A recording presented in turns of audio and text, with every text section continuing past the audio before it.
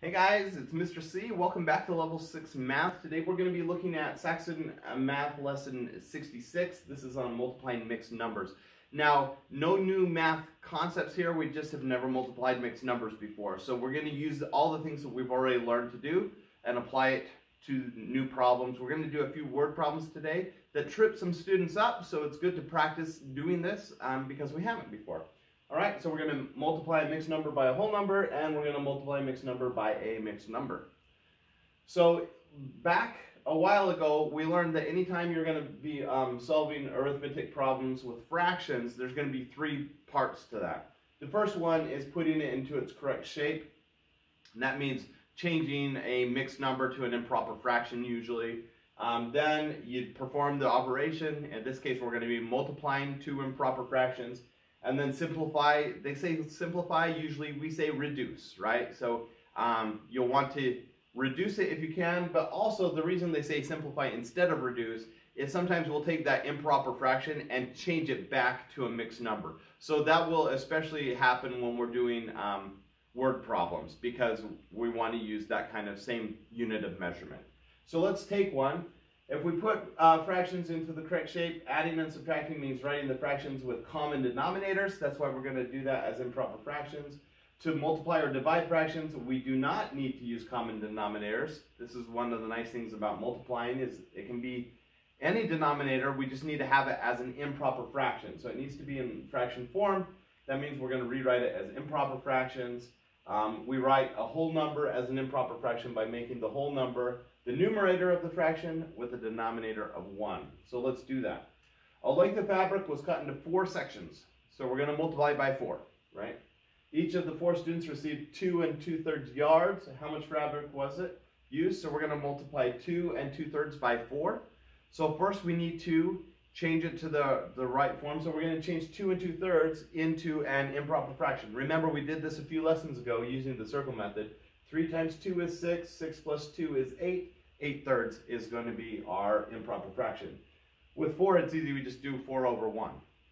So 2 2/3 is 8/3 times 4 over 1. Remember, when we multiply fractions, you don't have to have a common denominator. We can just do numerator times numerator, denominator times denominator. So 8 times 4 is 32.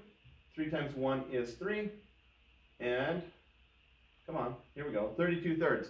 Now, in this case, we want to change it back, so our third step, simplify, is going to not just reduce this. We could, 3 times what is 32?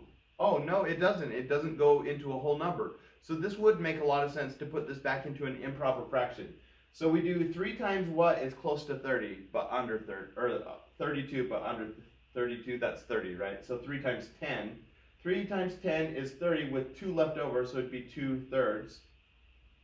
This is a hard one for adults to do, so I know students get tripped up on it too. It just takes practice to change these back. So we're going to change 32/3 to 10 2/3. Again, that's because 3 times 10 is 30, plus 2 is 32, 32/3. So our answer is going to be 10 2/3 yards long. Now, how do we check our work on this one? Part of it is we're going to estimate, we're going to round and estimate just to check our work to see if we have a reasonable answer. They'll walk us through it. So how do we use estimation to check? We're going to take 2 2/3, that's what we multiplied at the beginning, to multiply by 4. 2 2/3, we'll just round that to 3 and multiply that by 4. 3 times 4 is 12. Is our answer close to 12? 10 2/3, yeah, that's pretty close to 12. So we can see that it's a reasonable answer. Multiply, and this time let's do it ahead of time just so we can see if we're in the right ballpark. So 2 1/2 times 1 1/3, so a little more than 2 and a little more than 1. That means when I round, I'll probably round 1 up and round 1 down. So let's round this one down to 1 and this one up to 3. So 3 times 1 is 3. So that our answer is probably going to be close to 3. But we're going to use the same method before, so let's change these to improper fractions first. 2 times 2 is 4, plus 1 is 5, so 5/2 will be our first number. Write that down, 5/2. Then our second one, 3 times 1 is 3, plus 1 is 4, 4/3 will be our second number, so 5/2 times 4/3. And now we just do numerator times numerator, 20.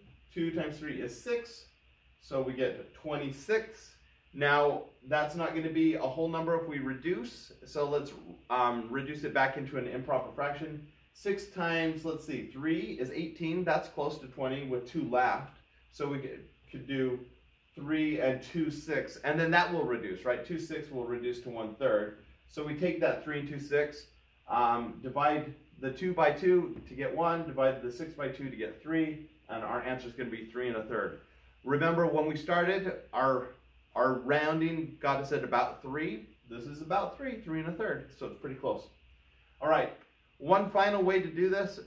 I don't know a single person alive who actually does this, but if you need to help visualizing, it might be worth practicing this a few times. You can sketch a rectangle grid to check your reasonableness. So if you have a lot of time on your hands, you can actually grid this out. So you can go 1, 2 1/2 and kind of grid it out. 1, 2, 3 1/2 and grid it out. And then we just count our boxes, right? So if we're multiplying, that's like when we solve for area. We're just going to multiply the width times the height. And we can just count it. 1, 2, 3, 4, 5, 6 boxes. Plus that's about a box. That's about a box. So 7, 8, and a little bit. So here, if we're going to multiply 2 1/2 and 3 1/2, it's going to be around 8 and something. But we could also get that just by rounding, right? 2 1/2 is, between 2 or 3, so pick one of them.